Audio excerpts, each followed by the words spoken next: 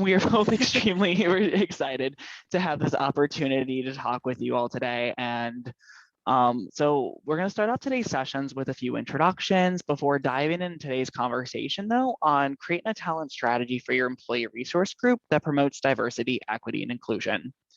So I want to start off with just giving a little bit of background about me. So my name is Michael Clement. My preferred pronouns are he, him, his, and I identify as a cis gay man. I'm located in Washington, D.C. I started with Liberty Mutual in their HR development program. Well, truthfully, as an intern twice over beforehand for my professional experience, where I rotated across 3 different practice areas within our enterprise. Before landing in our compensation team post program. I'm actually starting a new role internally on Monday, leading 2 of our acquisitions that are based in the US and Malaysia for all things HR. But more importantly, in the Pride at Liberty organization, I am our member and leader development team lead. So my team is responsible for defining our talent strategy. Thank you. Talent strategy for our ERG, inclusive of everything from our leader development for our own Pride leadership team to our member career strategy. But outside of work, you'll often find me traveling, exploring around different cultures, baking a 3-layer dark chocolate cake, making charcuterie boards, and cuddling with my cat, which you'll probably hear her automatic feeder go off and me laugh because she'll probably run into the wall like she does every time it goes off. But without further ado, I will toss it over to Kylie to introduce herself. Awesome. Thanks, Michael. Hi, everybody. Welcome. Thank you so much for joining us today. My name is Kylie Purdom, and my preferred pronouns are she, her, and I identify as a cis straight woman. I graduated from Michigan State University with a degree in human resource management and a minor in leadership. I have spent my entire professional career at Liberty Mutual, and I currently work on Liberty's compensation operations team. This past spring, I decided to get more involved with Pride at Liberty, and I joined the Member Leader Development Committee. And then outside of work, I like to spend my weekends in Northern Michigan during the summer months. I try to travel to Disney World at least once every year, and I also try to eat either a donut or some type of sweet at least once a week. So we're super excited to interact with you all today. So we will be using Poll Everywhere and the Zoom functionality to make the session as interactive as possible today. So please use the Poll Everywhere link that's on the screen to open up the polls that we have created for you. So once you have the Poll Everywhere window open, please try to keep it open because we'll be completing polls throughout the session today. But I think Michael will be popping that link into the chat. So in case you need the link again, you can find it in there. And then shifting to the Zoom functionality, like Michael mentioned earlier, if you have a question, please raise your hand using the reactions toolbar. And we'll stop the presentation to answer your question. And we'll also be utilizing breakout rooms today to review a case study. So when we open up the breakout rooms, you'll receive an invitation to join a room. Please accept that invitation and you'll automatically be moved into your breakout. And then when time is up, you'll automatically be moved back to the main session. So we're gonna get started. We have 2 very important questions to kick off our session. So please open up the Poll Everywhere.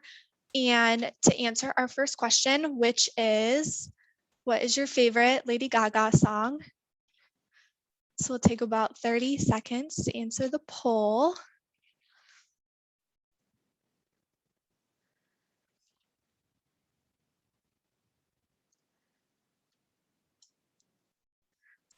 We should have played some Lady Gaga or something.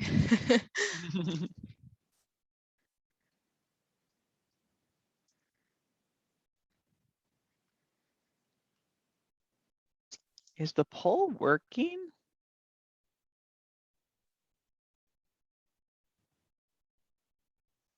It said it's full. All right, give me a second here. What is going on? Oh, there goes. I got that full. Needs a, why is this not letting me? No. Is it not working? It's saying that the poll is full, but I don't understand. There was no poll limit. It says that everybody should be able to, oh, it's because I'm using, alrighty. Should we move on to the next one or have people Yeah, put it in the chat? yeah, go ahead and pop everybody in the chat. Right now, Born This Way is the favorite, which is also mine of hers. But it's also not letting, there's a limit on the number of responses, apparently, according to Poll Everywhere right now. Mm, I know, right? okay. But keep them coming into the chat. Now it's gonna be a Hunger Games to the first 25 that answers the second question. All right, are we using the poll for the second question? If anything, pop it in the chat. It's probably going to be the safer route to make sure everybody Okay. gets their voice heard. Okay. All right, well, let's move on to the second question for time's sake. So for our second equally as important question, what is your favorite Taylor Swift album? Oh, wow. Okay, here we go. All right, I'm seeing a lot of 1989s. Yeah. Okay, Virginia, I'm not gonna lie, I was with you there. I also had to like look up which songs were in which albums. There's no wrong Alrighty, answers here. looks like well, there are wrong answers in here. There are ones, but that's just mine. Looks like the favorite does seem to be 1989. Awesome. It's a great album. Awesome. Well, thank you all for participating, but I am going to pass it over to Michael now to actually get our session started. Thank you, Kylie. So to get us started with the crux of today's conversation, I wanted to provide everyone with some context on our Pride Employee Resource Group. So our ERG's mission is to provide a community for lesbian, gay, bisexual, transgender, queer, and questioning the LGBTQ affinity and ally members, and to promote a global culture that ensures equality in the workplace. Now, to guide a lot of the work that we do, we established in 2019 our 3 guiding pillars and our driving mantra. Today, you will see how these guiding pillars were interwoven into our philosophy and ultimately played into our final talent strategy. And so without further ado, I'm going to start with the main part of today's conversation. So we have an exciting session planned for everyone today. We're going to walk through our journey that Liberty went through in developing and implementing our talent strategy, which will include 1, how we broke down our organizational goals to serve as our backdrop and our guiding North Star. 2nd, how we developed our talent strategy. And then 3rd, ultimately, how we put it into action. So interwoven within our session today, we're going to pause to apply the learnings through a case study of Axel Otto in breakout sessions. In case you haven't done so already, you'll find the case study on our Pathable meeting invite. So I recommend you download that if possible before the breakout session begins. I'm going to attempt to, on the fly, pop in the Pathable link.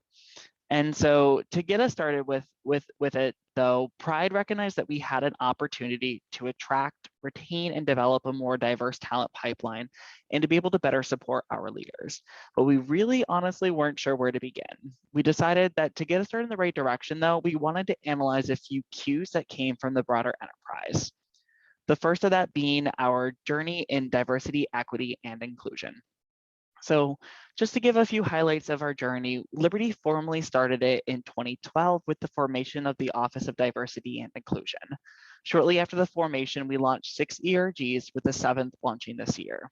Pride being awesome in the first. We started by building our DEI fundamentals in our leaders in disrupting unconscious bias, showcasing inclusion in action through our mini series, and incorporating our guidelines for inclusion into our overall corporate culture. This helped lay the groundwork for Liberty to announce this past year our representation goals to increase representation of women and people of color. With Liberty's announcement of our representation goals, this helped provide us with the backdrop as a Pride organization to begin sitting back and reflecting on our practices to ensure that we were attracting, developing, and retaining a diverse talent pool. Candidly, we also realized that we had a long journey to go to be where we wanted to be. we had limited representation in our leadership team for POC and trans employees, and from some anecdotal feedback from our members, it seemed that there may be some unintentional barriers in place to achieving better representation. We're going to touch a little bit of that a bit later, but for now, I'm going to toss it back over to Kylie to talk a little bit more about some of the other learning journeys that we went through as an enterprise. Thanks so much, Michael. So over the past few years, Liberty has been on a few different learning journeys. And the first one that we're going to focus on today is our Moments That Matter framework. So this framework is our methodology to understand all of the different touch points within the employee cycle. So we went through a qualitative analysis study and conducted focus groups in order to narrow down our moments to the moments that matter that are on the left side of the screen. And I know you're probably thinking to yourself, what the heck is a moment that matters? The Moments That Matter framework identifies the moments in the employee life cycle that drive employee engagement. So through our review, we were able to identify where employees felt that we can make the biggest difference as an organization. And we learned a lot through this first exercise. So we then moved on to our second learning journey, which was the 4C model. And this review was done with Robert Rodriguez of DRR Advisors, LLC, and was designed as a way for us to understand from those who are involved in ERGs, how they felt the ERGs were doing in each area of the 4Cs. And this information was then compared against other organizations to form the relative areas on the chart. In this journey, Tier A represents an organization is excelling in this area, and Tier C represents that it needs more attention. So we'll dive into our learnings from this learning journey in a little bit, but first we'll dive into our understandings and learnings from Moments That Matter. So the first learning that we saw was in the areas that drive engagement among our employees.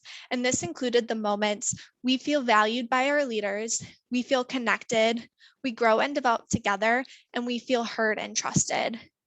We also found that the moment we grow and develop together was not only the moment that drives employee engagement the most, it was also our biggest area for improvement.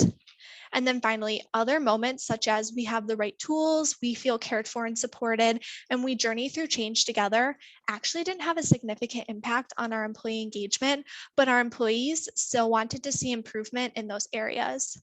So our broader talent organization was able to take all of these findings and ask ourselves, what moments does our work align to, and what can we do better to support our employees? And then as an ERG, we started to ask ourselves these same questions. So looking at the moments that matter with an ERG lens, we identified a few key areas that we could focus on. First, we recognize that we can play an active role in the growth and development of our members. We can support our employees' sense of belonging, and we can make sure that our members feel cared for and supported. All of this information was a really great starting point for us as we embarked into our next learning journey, which I'm going to pass it over to Michael to dive into. Yeah, so the next journey that we embarked on was the 4C model with DRR advisors. So on the left are the results for our Pride employee resource group. So in here, we saw that we did fairly well with creating a sense of belonging in the organization and collaborating across groups. But there were three key areas that stood out for us that we wanted to target. The first was that employees were joining ERGs to grow and develop in their career and were not satisfied with our current level of resources. The second was that data suggested that for our ERG leaders themselves, they were showing early signs of burnout. We had this validated with some of what we heard anecdotally from our leaders, that they didn't feel supported or prepared to lead a team, because most of them were often individual contributors in their core roles. And we saw this amongst our high turnover within our leadership team. Additionally, that our ERG governance and goal setting process needed to be strengthened. This included how we select our leaders, and the process that we use for filling our vacancies and aligning our overall strategic priorities with those of our talent ones. So when leveraging all of this information together, our organizational's DE&I goals, our learnings from the moments that matter in the 4C framework, our member and leader development team narrowed down the three key areas that we wanted to improve upon. The first was diversity, equity, inclusion in our ERG leadership team. So not only focus on representation, but also interweaving DE&I into all of our talent activities that we go through to break down any unintentional barriers in place. The second is to support leadership development and then incorporate all of our talent priorities and principles into our strategic planning process. And lastly, to provide our broader member base with more growth and development resources to better help support them in their career. So in focusing on these key 3 areas, we formulated our overall talent strategy. That strategy was to ensure that we were building a diverse talent pipeline for Liberty Mutual and the Pride Employee Resource Group that has the knowledge, skills, and capabilities to not only lead, but also amplify the voices of all members within the LGBTQ+ community. So with all of that as a backdrop, we're actually going to jump into our first breakout session. So I'm going to toss it back over to Kylie to introduce to you all today's case study. Awesome. Thanks, Michael. So in a few moments, Michael is going to move you all into your breakout rooms. You'll have 10 minutes in your breakout room, and the time is probably going to pass very quickly. So please quickly introduce yourself and jump right into the case study about the fictitious company that we created called Axle Auto. And we'll be jumping right back into the session after this activity. So if you have any responses to the section 1 questions that you'd like to share out with the broader group later, please write them down and you'll have an opportunity later to share them with the group. So And the Kylie, case, yes. when I now have a frozen screen all across my Zoom screen, so I don't have the ability to actually push the breakout rooms right now. Okay. Let's I will have see. technical difficulties. Red, can we have some help?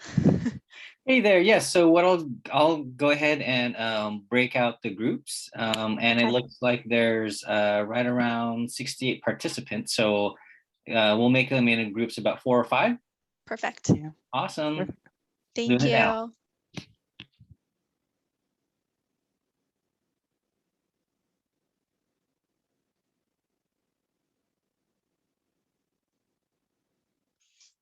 Hey, Red.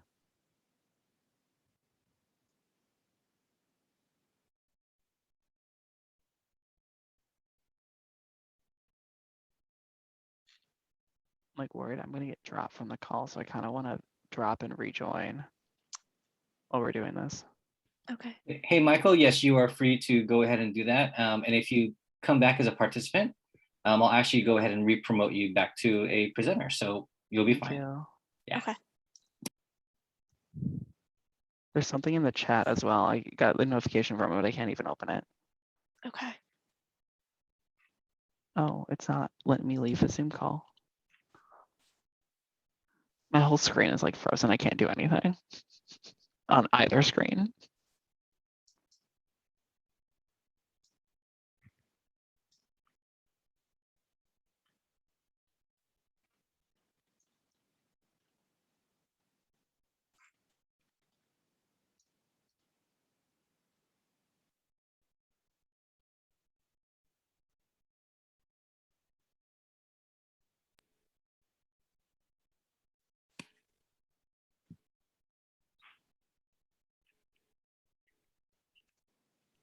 Okay. Looks like people are in their rooms.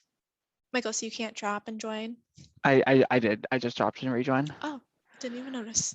There's still Okay. people in this room. Oh, are they? Do they have to accept the?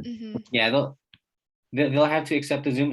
If they don't accept the Zoom, then they won't be part of it. But it looks like you've got about 10 breakout rooms now, with 5 to 6 people. So just let me know when you'd like to close out the breakout room. Okay. So we started it at like 50 up. So give it. Let's give it till 6 o'clock or the top of the hour. Not sure what time zone. Should do it just below the top of the hour, just because we are a little behind. Yeah, let's do that. We can skip the next poll if we want to. Yeah. Okay. Let's do that. Here, I'm gonna move it to the next 2 through the next slides. Can you? And we'll just start right here when people come back.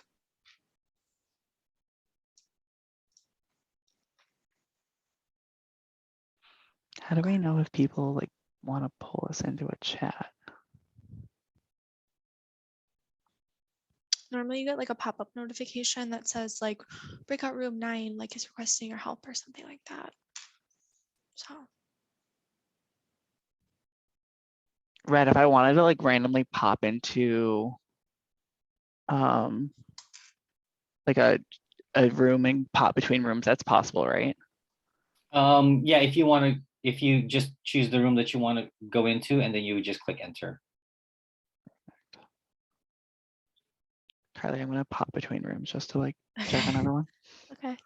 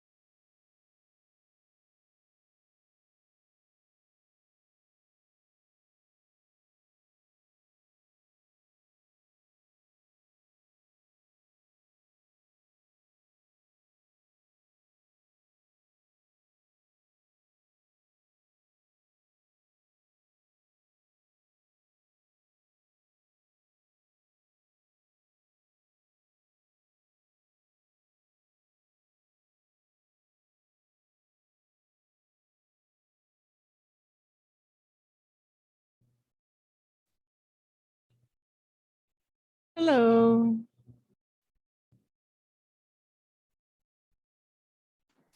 Hello.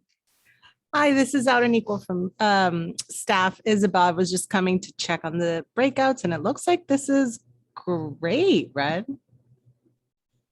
Yep, everyone's in the breakout rooms right Perfect. now. Excellent.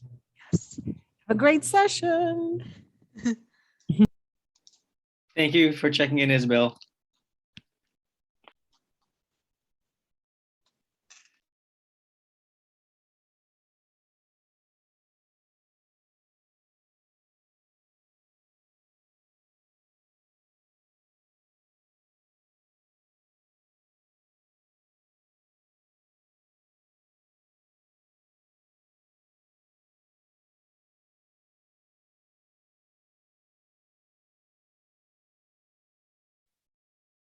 Lots of great conversation. Good. All right, I'm gonna put a chat out to be like, hey everyone, love the conversation as I was bouncing in and out of the. If they're in the Cool. breakout rooms, I don't think they'll get the chat. I think only people in the main session get the chat. I think. How do you do the message to the red? You can broadcast a message in the breakout. Do you want me to do it? Yes, Yeah. that's correct. You can broadcast message to all. Okay, Stay one more minute. I'll say Oh, I one. found it. Oh, do you want to do it then? Yeah, one Okay. more minute. Okay. Did that go through? Yep, I got it.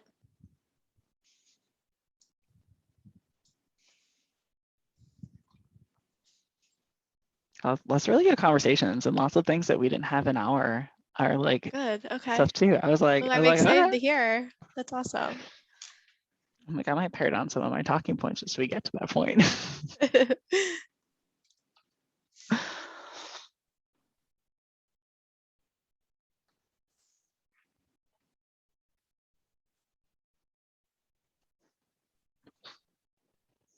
Alrighty, I'm gonna close all the rooms and pull everyone back. Okay. I think it might give them a countdown. Oh, I gave them a minute. Yeah, it's all right. But they can leave the room early, so people will probably start Yeah. popping back in. Also, as of recording of the last time, it's just gonna be us chit-chatting back and forth. Probably.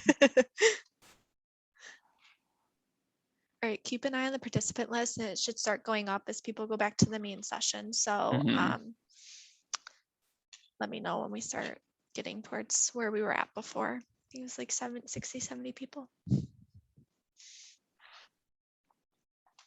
Mine is like frozen at 15. What is going on? Yeah. I get a chance to say bye. I always have a love-hate relationship with like the return to the main room things. I'm always like, the love of me is like, oh, it's like a Harry Potter apparition game. I'm like, I'm back. But then the hate is I am always mid-sentence whenever it happens. That's funny. All right, the rooms have officially been closed, so everybody is back. Looks like the participant list We're is popping going up. in. Yep. And I can actually see everyone on like cameras and too. Now that the entire time we just presented the first half, my entire Zoom was frozen. So I could see nothing. All right. Well, let's jump right back in. So I hope everyone met someone new. So keep all of that in the back of your mind as we continue with the remainder of the session. But right now we're going to jump into the next step in our talent strategy journey, which was when we started analyzing how our ERG interacted with the employee life cycle. So I want to note that we looked at this as how the life cycle reacts to the ERG and not like the full employee life cycle as an employee within Liberty Mutual. So for example, like how do we attract people to our ERG? How do we retain our members? And how do we offboard our members? And using the employee life cycle, we started identifying our areas of opportunity. So there's a lot here. So I'm just going to focus on a few key points. First, we knew that we wanted to be known as the ERG, where people can go to grow and develop their career. And we really wanted to attract a diverse talent pool. In terms of recruitment, we recognized that we didn't have a common recruitment path, and it was more of who you knew. And a lot of people were unaware of the opportunities that existed. And then finally, we wanted our members to be able to take all of the skills and experiences that they learned in their pride role back to their core roles across Liberty Mutual. So with all of this in mind, we began laying the foundations in place to develop an executable talent strategy. So to start out, as Kylie noted, there were a lot of things out there that we had areas of opportunity on, and we knew that we had to start prioritizing and determining which ones did we do first. So we started to build out what were our foundational elements we needed to have in place, what were the targeted elements, and what were going to be more cultural or long-term aspirations that we were going to be working towards. So I'm actually going to talk more in depth about the first two items on the bottom of the foundational elements and what we started with in the next couple of slides. So I'm just going to give a high level target on each of these. So with the bottom two, so after we were able to set expectations of our leaders' involvement in talent development, defining what it means to be ready for a leadership role in the ERG, these help put into place our recruiting and job posting problem. So you might have noticed that Axel Otto kind of appointed people. We followed much of the same process. And so this allowed us to say and put in place that all jobs had to be posted. We also started to take a look and do a standardized talent planning process to look annually at our talent, which Kylie will actually take you through the exercise that our organization went through just about a couple months ago in a few slides. So once our organization put a bunch of the foundational elements in place, we begin building out the different targeted components. So the first was really aligning our development conversations and putting structured, formalized development conversations as an expectation for our leaders in place and aligning the timing with our broader enterprise-wide framework. This allowed us to also be able to curate targeted development opportunities based on what our leaders were hearing from our members. And through all of this really helped to build a better bench strength for our leadership team by creating connections across the organization, both across Liberty Mutual, but also across our Pride ERG. So we saw many people get new roles. We saw new people take roles in different sides of the Pride organization with that there. Now, I will fully admit, we have a long way to go. So we are right now trying to tackle what are some of those cultural elements and how is this going to be embedded long-term in our culture. So we kind of started that with our talent by incorporating our talent needs into our strategic planning process, which actually for us occurred over the last 48 hours. So I'm super excited to kind of hear, as we were throughout our entire strategic planning process, we were aligning our business strategy with our talent one and really ensuring that we focused on our member development and providing those leadership opportunities and those development opportunities to really continue to grow that bench strength. Next year, we're going to really try to tackle out the leader onboarding within our leadership development, as well as to really ensure that we are incorporating DE&I into all of our talent programs, making sure that it stays top of mind, which is interesting to say for an ERG where DE&I should be woven into everything and top of mind, but really making sure that we are putting our focus and our emphasis on it throughout our entire process. So I want to give some highlights into some of the foundational items that we put into place to build a lot of transparency within the organization. The first is setting a lot of our talent expectations with our leaders. So we started off by saying, leaders, you play a critical role in creating this diverse talent pipeline for Liberty Mutual and our ERG. So the first expectation that we had was to ensure that people were actively recruiting diverse talent and thereby seeking out diverse perspectives.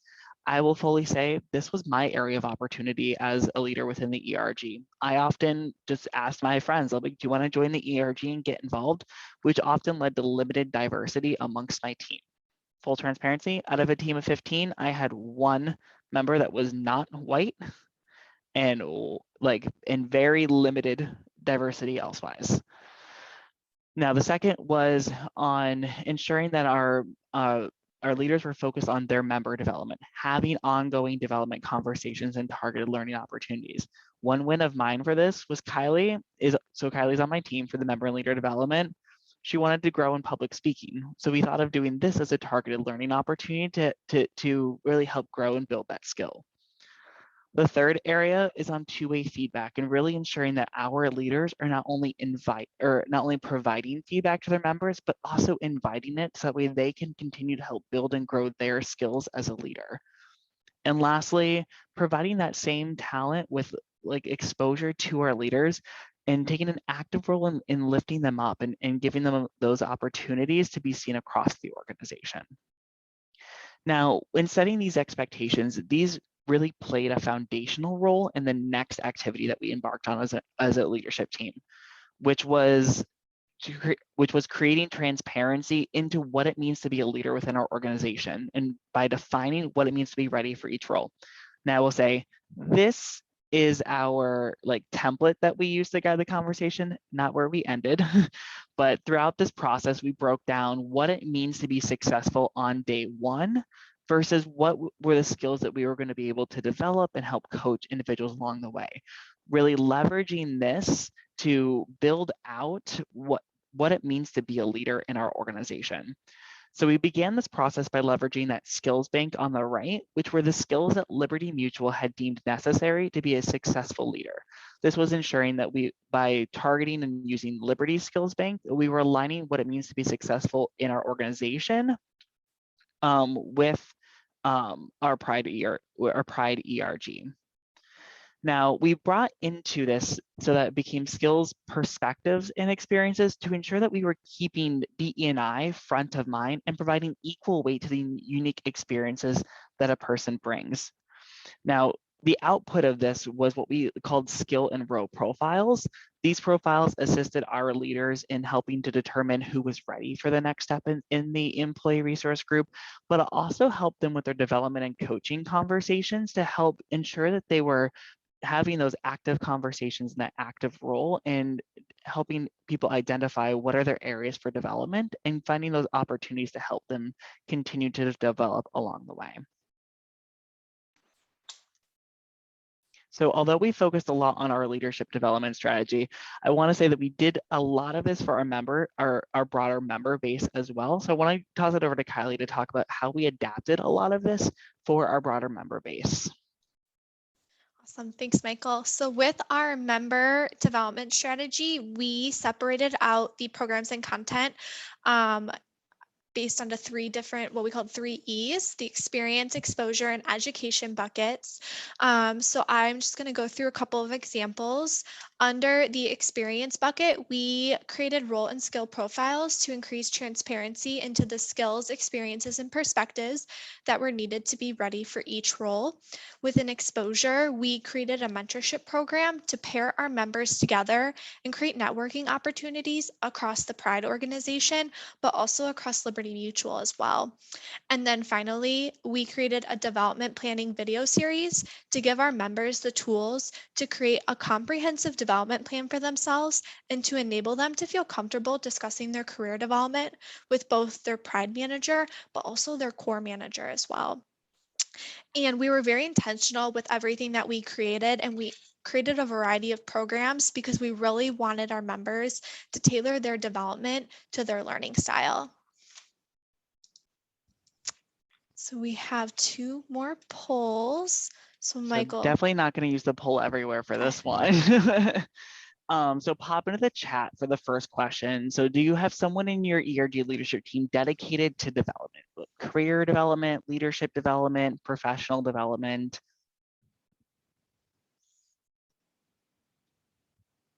Well, everyone's responding. I saw someone did ask a question about initiatives targeted people of color, help them develop as an ERG leader. We are actually looking at implementing a targeted program and providing mentorship opportunities and really trying to focus on our people of color and trans community for our employee resource group to try to really make sure that we are keeping that community top of mind and providing the support along the way. So I see a lot of mixed results. So I will say before this year / late last year, we didn't really have a dedicated role in our leadership team either. They were more focused on strategic planning and just resume building type activities with it. Within your ERG, how would you characterize the development opportunities you have to member? Are they more event-based that you put on? Are there more project hands-on or more committee type involvement work?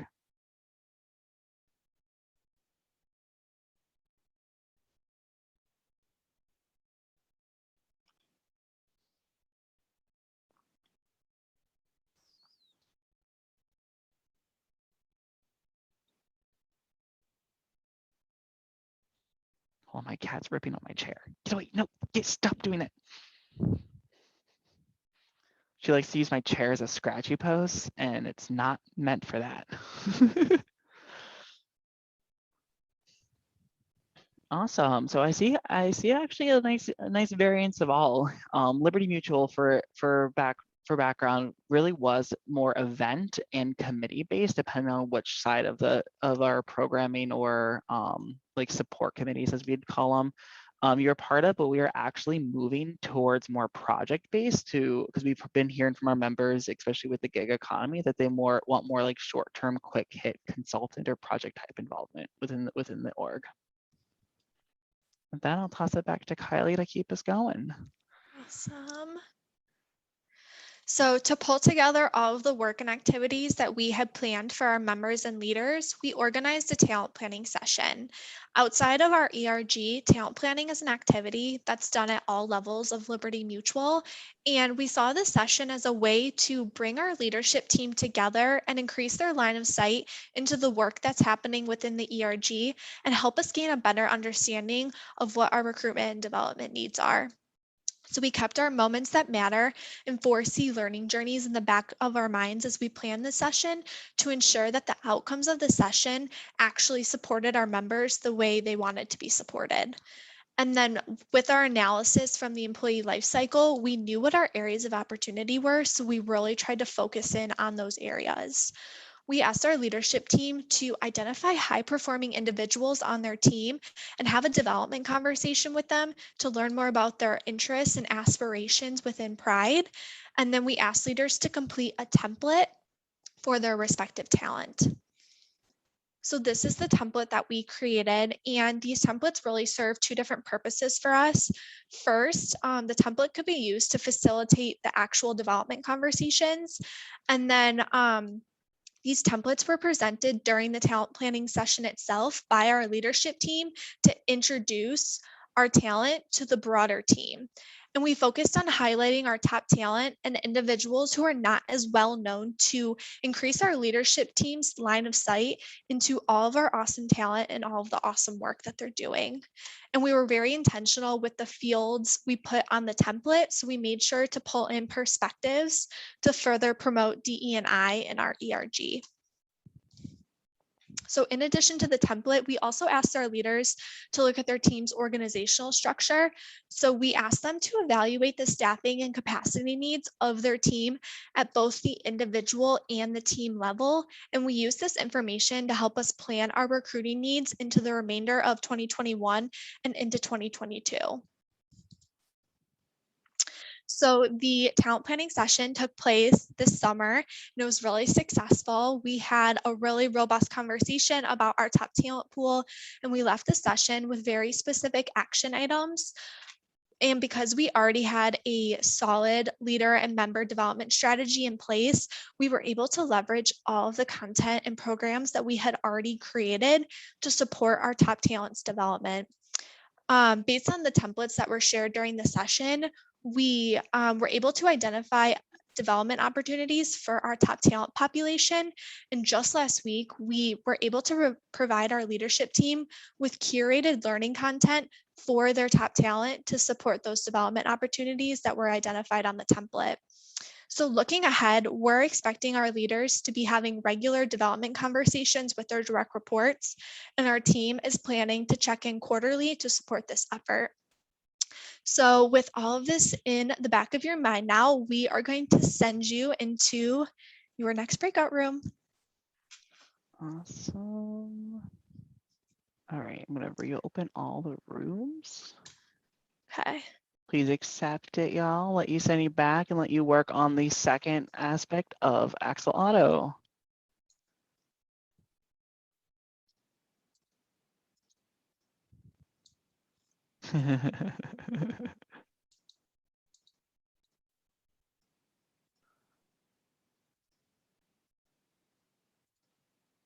Ryan, I will fully admit that they can be diligent at times in meeting the deadlines, but a few reminders never hurt anyone with us.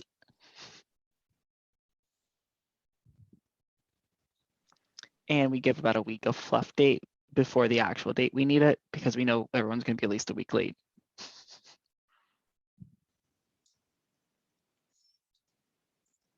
Okay, so it's like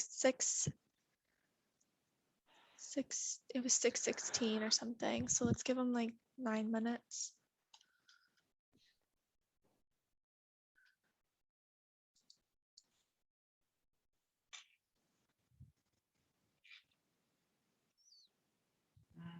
Oh, I need to like assign. All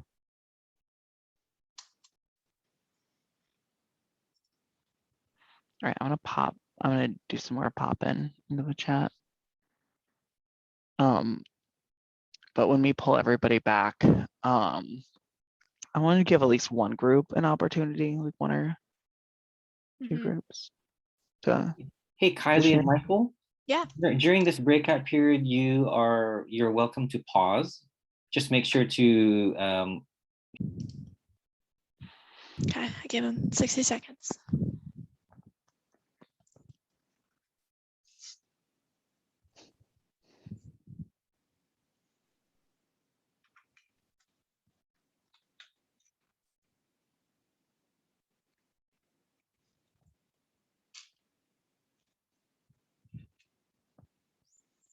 That's a really good conversation, Senna, in the groups I was able to join.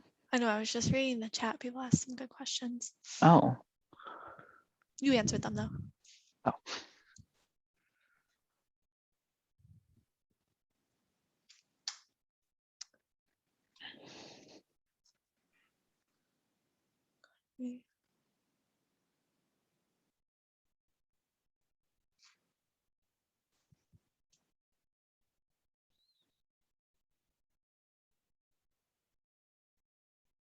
People are using it up the full minute to keep the conversation going.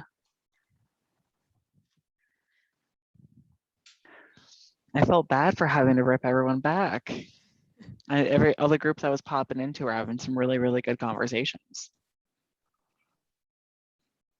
So I think we have a majority of everyone back as people are slowly coming back in. Are there any groups that want to come off mute, talk about what your group's responses were? It don't necessarily have to be to the two questions on the screen, but overall to the case study, any insights or things that you would glean from the case study, or things that you might consider bringing back to your ERG, your BRG, depending on your label in the groups.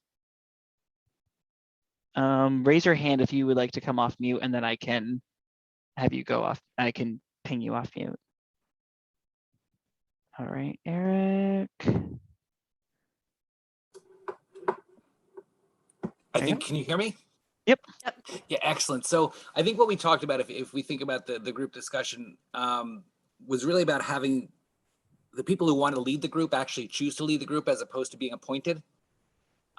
We don't know if we read a little bit into that piece in the beginning that they were appointed, not putting their hands up necessarily.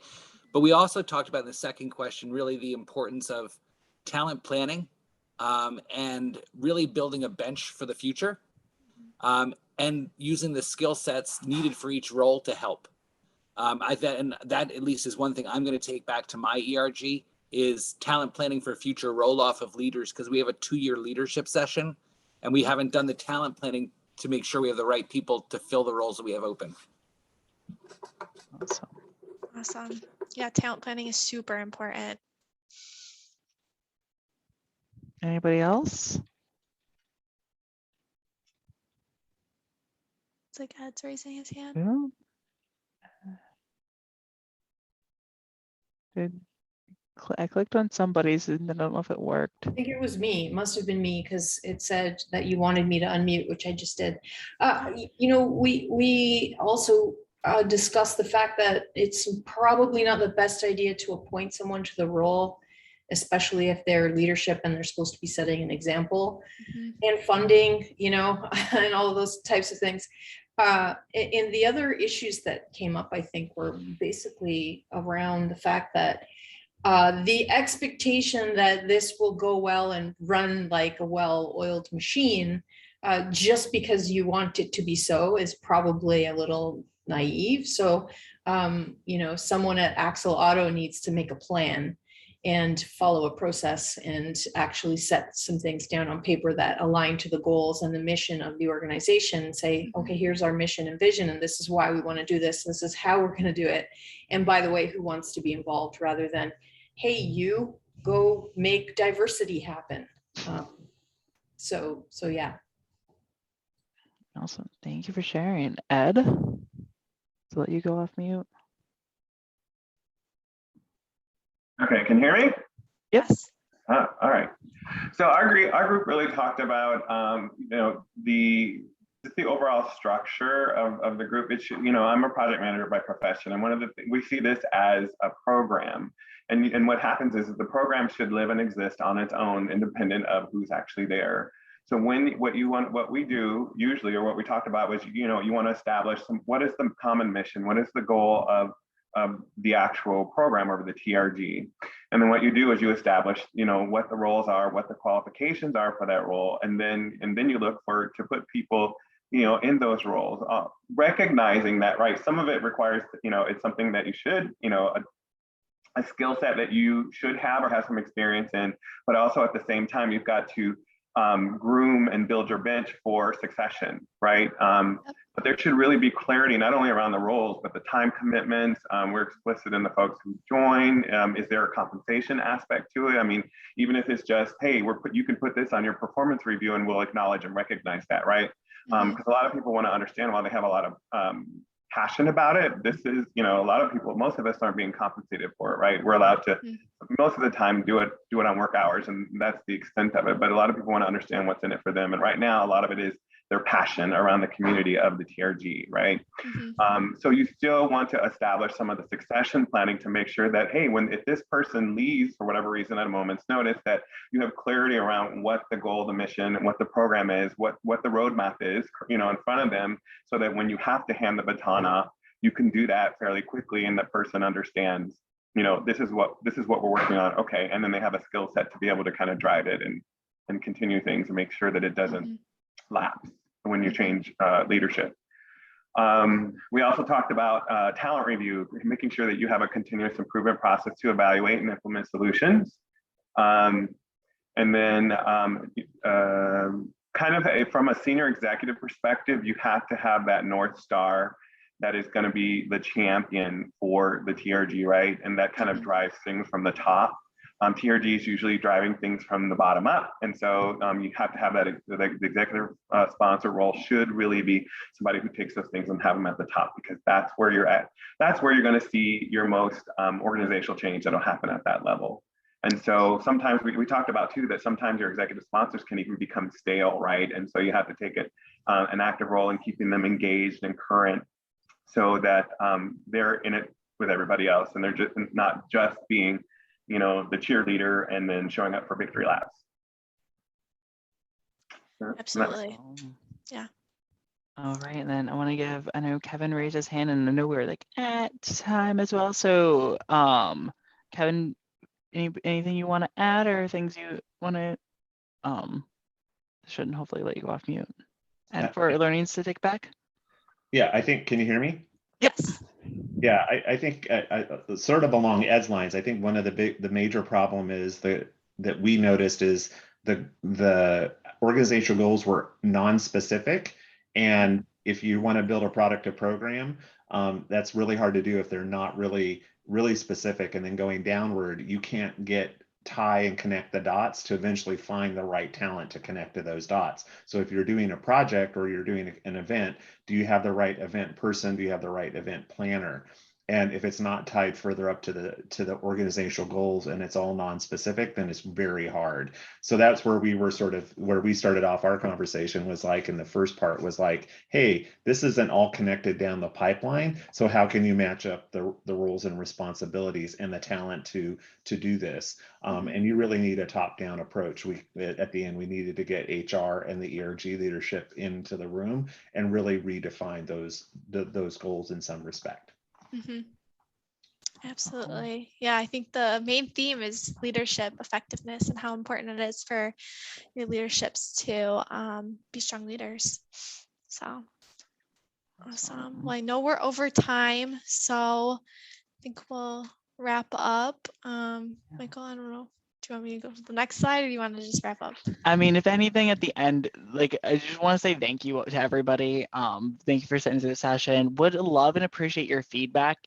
We do have 6 minutes for Q&A that they allow from an overflow. In the event that we don't get to any of your questions, or you want to send us something on the side, our emails are first.last@libertymutual.com. So mine, michael.clement@libertymutual.com, and then Kylie's kylie.purdom as well. But feel free, if you have any questions or want to do any Q&A, like feel free to like pop the hand up and I will get you off mute as well, unless there's a way that don't do that every time. Red. If you'd like, I can, since this is going to be a Q&A, I can actually unmute everybody now if you'd like. Yeah, that'd be great. Cool, we'll do that. Give me just a second. Thank you.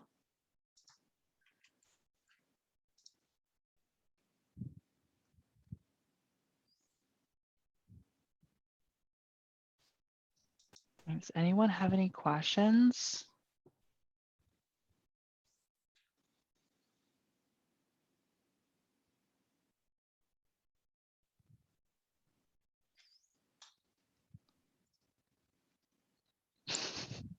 I did have a question, the evolution of the program. What were the outcomes that you all that were experienced with some of the recent changes that you've made at Liberty Mutual around the energies?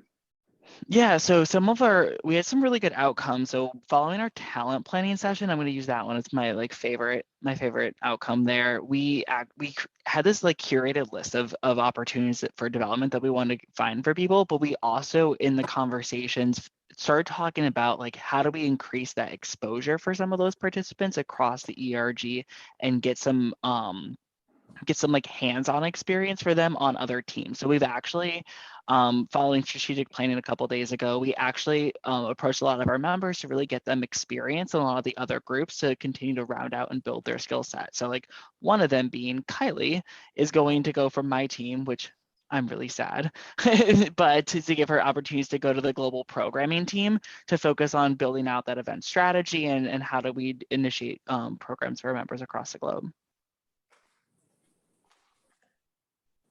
Thanks. Thank you for sharing. Michael or Kylie, how many programs or pillars do you have within your ERG? Because you've said that a couple of times, and I've been curious. Is if Kylie's moving from you to another team, is that a team within your ERG that focuses on a particular line of business? So our ERG is split across four. We have 4 teams. So development and advancement, which is where my career team sits, which focuses on our advocacy and internal getting and working internally. We have our programming team, which focuses on programming across our operations team, and then we have what's called member experience, which are focused on our many people call them chapters, or they're the very localized programming, our office in Orlando or office in Seattle. And so for Kylie's role and where she'll go is going from our pillar in development advancement to our national or global programming team. Okay. Thank you. I just wanted to make sure I understood your structure. Yeah, and we have about 100-ish people spread across. The member experience, or that localized programming piece of it, represents about 2/3 of our member base, and then the rest are split between the operations, development, advancement, and national programs. So Michael and Kylie, thank you so much. I think it was invigorating and inspiring the way that you presented this and what Liberty does with ERG. So congrats on that. I know that this is probably not your full-time job, but it is amazing, all of the work that you've put into it and the engagement of your employees. I do have a question. I've been reading a lot about ERGs, and I've been also listening into it. And I've heard that some companies actually, a way to engage their employees, they do bonuses or they do some shares or stuff like that. How is there another way to just continue to engage them? Because there is a lot of work since they're all employee led. So I wish we got a bonus or share for doing this. Me too. I'm not gonna lie, but but for me, that's not the reason I do it. I think a lot of a lot of what we have found is, or where we get the most engagement is when we have the real conversation with the volunteers and like, what are you looking to develop? And then we actively try to take what they're trying to get out of the ERG and apply it. So like, I had a bunch of my team members who were like, I want to get more project management skills, or I want to get like presentation skills. And so I took the priorities that I had for the team and I tried to align everyone based on their development and skill interests. Or if I didn't have any of that at work on the team, I actually connected with some of my peers across the ERG to get them that same experience on a different team. And so we found that working great amongst our existing members. From a member attraction standpoint, I don't know if everybody else is feeling this right now, but Liberty is struggling with getting members to join ERGs at the moment just because of COVID and fatigue, is what we're like hypothesizing is causing it.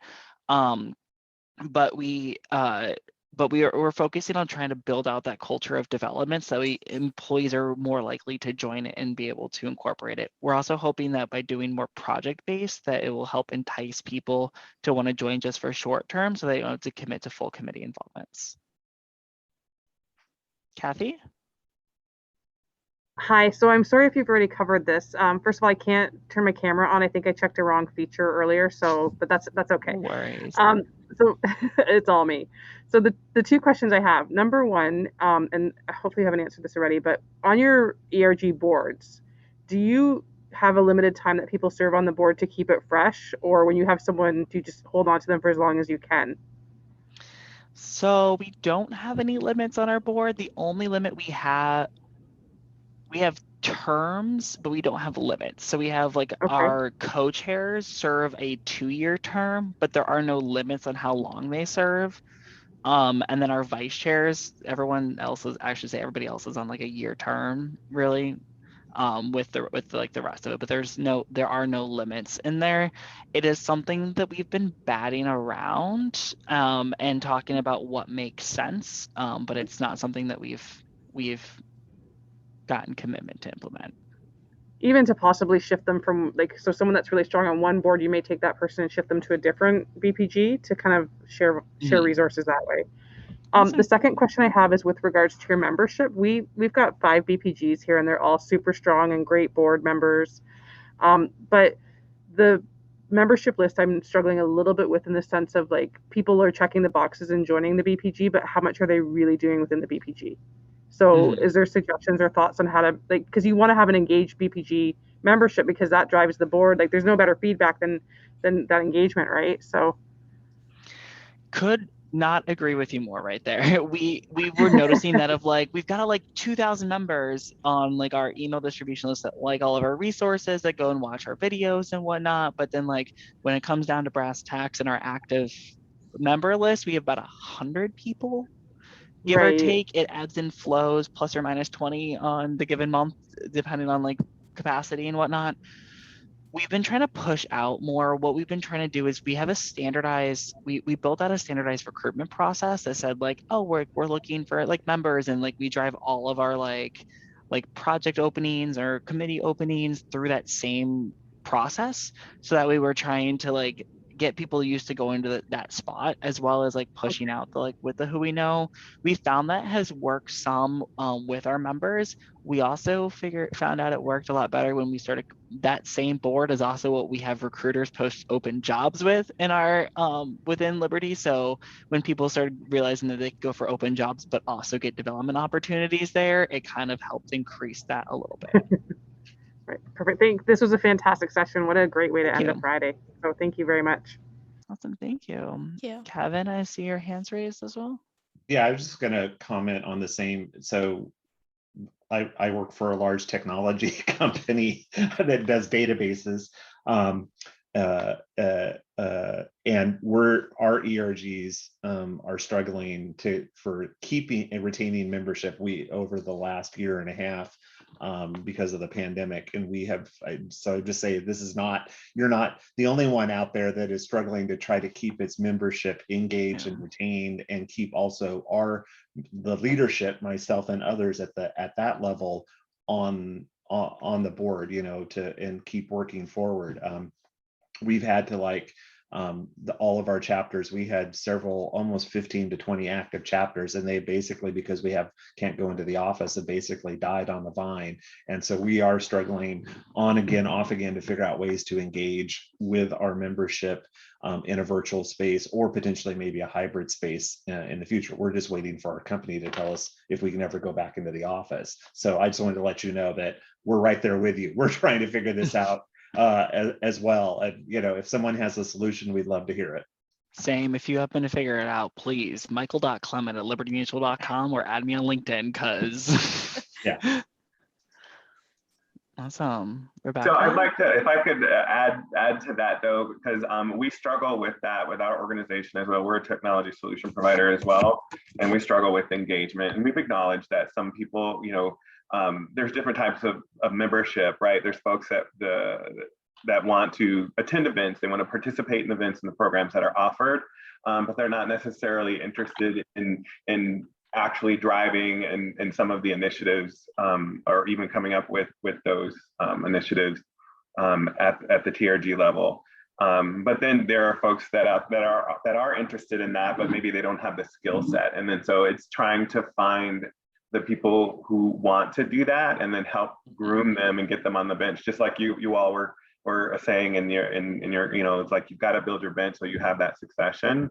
But yeah, we're struggling with that. But there was a session offered where Boeing came up with a very innovative solution around the project piece that they experienced a lot of success with. I think it was that 1 + 1 = 4. And so I actually want to take that back and see if that's some aspects of that we could implement, because I was just amazed at how they increased their engagement. Awesome.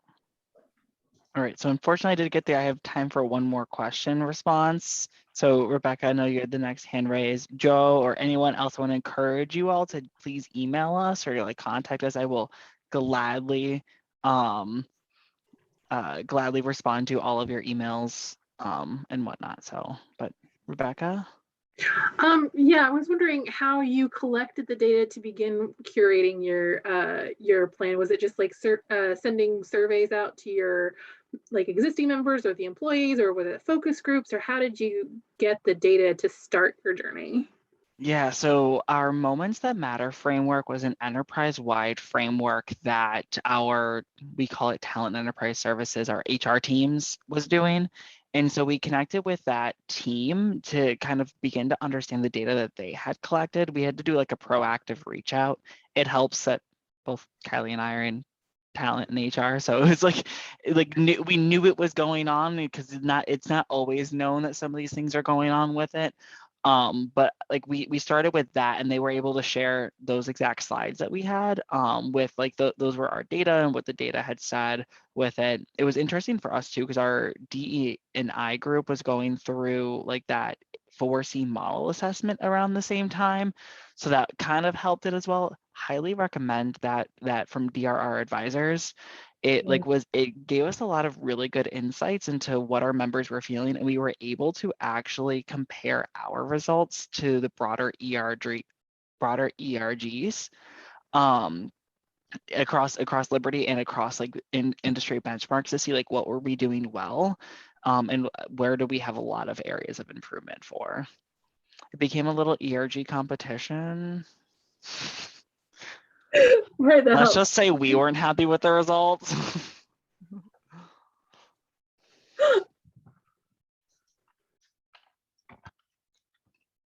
Awesome. Also, apparently, if you like us and want us back, please complete the survey in the Pathable link.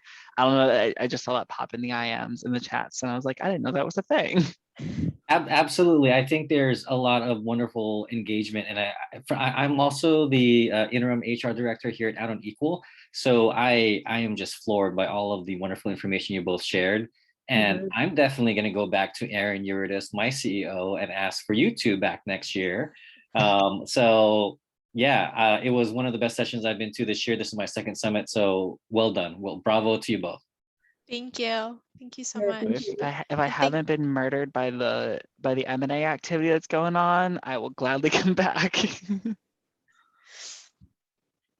Awesome. Well, thank you all Awesome. so Thank you, much for everyone. joining. Thank you. Great Appreciate it. presentation. Thank you. Thank you. Thank you very much. Have a great weekend.